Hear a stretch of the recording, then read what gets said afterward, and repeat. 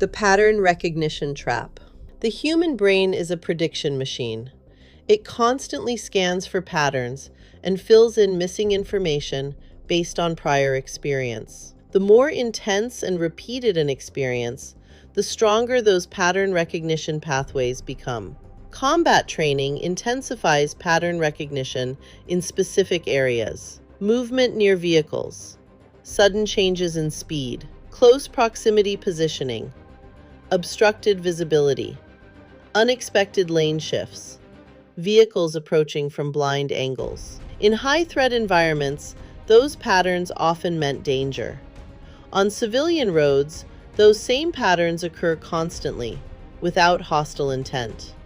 But your brain may still interpret them through an older lens. That interpretation happens in milliseconds, before logic, before conscious thought, before evaluation.